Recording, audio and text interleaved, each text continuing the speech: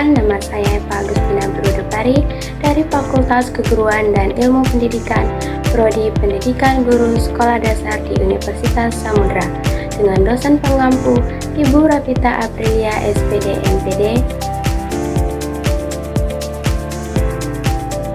Nah, di sini saya akan membahas dua topik judul. Pertama-tama, saya akan membahas tentang kebudayaan Barat dan kebudayaan Islam. Bagaimana sih proses masuknya kedua kebudayaan ini ke Indonesia dan bagaimana pengaruhnya terhadap masyarakat Indonesia? Kalian ada yang tahu nggak? Sini kita bahas. Yang pertama, proses masuknya orang Barat ke Indonesia. Kedatangan orang Barat ke Indonesia dimulai pada abad ke-15 dengan tujuan utama mencari jalur perdagangan rempah-rempah yang sangat bernilai pada masa itu.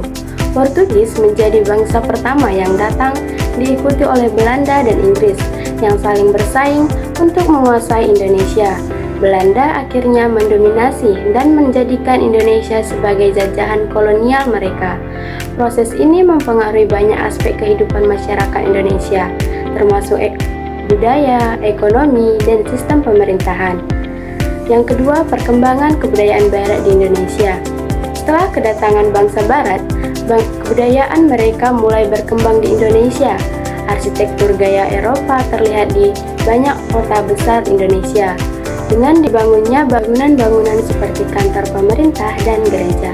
Pendidikan Barat juga mulai diterapkan dengan mendirikan sekolah-sekolah yang mengajarkan ilmu pengetahuan, sains, dan teknologi. Selain itu, kebudayaan Barat juga mempengaruhi gaya hidup masyarakat Indonesia, mulai dari mode pakaian hingga kebiasaan konsumsi. Yang ketiga, pengaruh kebudayaan Barat di Indonesia. Kebudayaan Barat memberi dampak besar terhadap pemerintahan yang semula berbasis feodal dan tradisional berubah menjadi sistem pemerintahan yang lebih terstruktur dan modern. Di bidang pendidikan, sistem sekolah Barat menggantikan pendidikan tradisional dengan memfokuskan pada ilmu pengetahuan dan teknologi. Kebudayaan Barat juga mempengaruhi gaya hidup masyarakat, termasuk dalam hal bahasa, mode, dan kebiasaan sosial. Yang keempat, sejarah masuknya Islam ke Indonesia. Islam pertama kali masuk ke Indonesia sekitar abad ke-13 melalui jalur perdagangan. Pedagang Muslim dari Gujarat atau India, Arab, dan Persia membawa ajaran Islam ke pesisir-pesisir Indonesia. Proses penyebaran agama ini berlangsung damai melalui perdagangan, pernikahan, dan dakwah.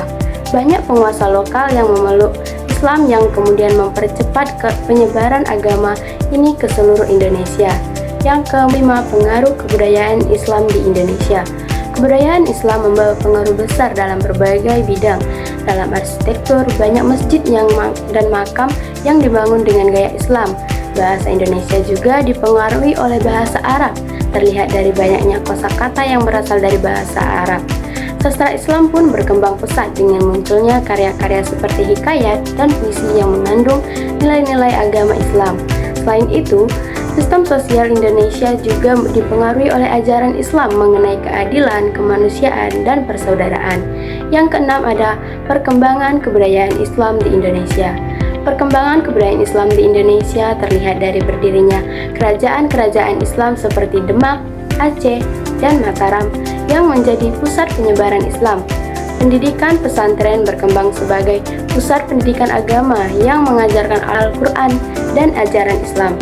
Selain itu, dalam seni dan budaya, musik religi dan puisi berbasis Islam mulai populer di kalangan masyarakat. Yang ketujuh, ada kerajaan-kerajaan Islam di Indonesia. Kerajaan-kerajaan Islam memainkan peran penting dalam penyebaran Islam di Indonesia, seperti Kesultanan Demak di Jawa. Sebagai kerajaan Islam pertama yang berkuasa menjadi pusat penyebaran Islam di Jawa. Yang kedua, Kesultanan Aceh di Sumatera menjadi salah satu kekuatan besar yang mendukung perkembangan Islam di wilayah barat Indonesia. Kesultanan Mataram di Jawa juga berperan dalam menyebarkan Islam di Jawa Tengah dan Yogyakarta. Sementara itu, Kesultanan Ternate dan Tidore di Maluku berperan penting dalam penyebaran Islam di bagian timur Indonesia. Selanjutnya, kita masuk pada pembahasan kedua, yaitu penjajahan dan akibatnya bagi kehidupan manusia. Apa ya yang menjadi latar belakang munculnya penjajahan di Indonesia? Dan bagaimana karakteristik dan dampak penjajahan negara Portugis, Spanyol, Inggris, Belanda, dan Jepang terhadap kehidupan masyarakat Indonesia? Ayo kita bahas. Yang pertama, latar belakang timbulnya penjajahan di Indonesia. Penjajahan di Indonesia dimulai pada akhir abad ke-15 hingga awal abad ke-16. Diawali dengan kepentingan bangsa Eropa yang ingin menguasai jalur perdagangan rempah-rempah yang sangat bernilai. Portugis menjadi negara pertama yang tiba di Indonesia pada tahun 1498 dengan tujuan menguasai perdagangan rempah.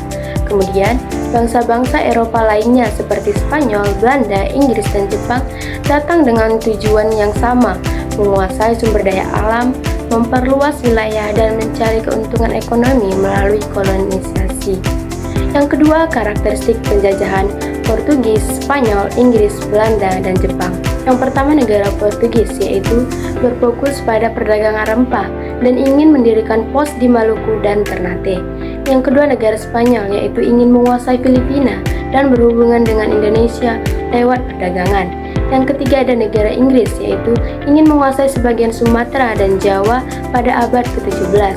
Dan juga Belanda ingin menguasai Indonesia melalui VOC, mengontrol ekonomi dan memperkenalkan sistem tanam paksa.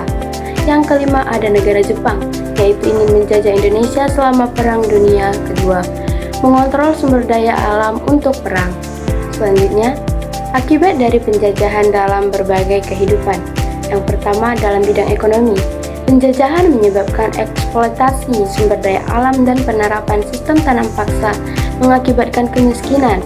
Dalam bidang sosial, penjajahan memecah belah masyarakat dengan sistem kasta dan kerja paksa. Yang ketiga, dalam bidang politik, penjajahan menyebabkan hilangnya kedaulatan Indonesia, menggantikan kerajaan lokal dengan pemerintahan kolonial. Yang keempat, dalam bidang budaya, penjajahan memperkenalkan budaya asing dan mempengaruhi budaya lokal. Yang kelima, ada mentalitas. Penjajahan menanamkan mentalitas rendah diri dan ketergantungan pada penjajah. Sekian dari pembahasan saya tentang kedua topik tersebut. Semoga bermanfaat.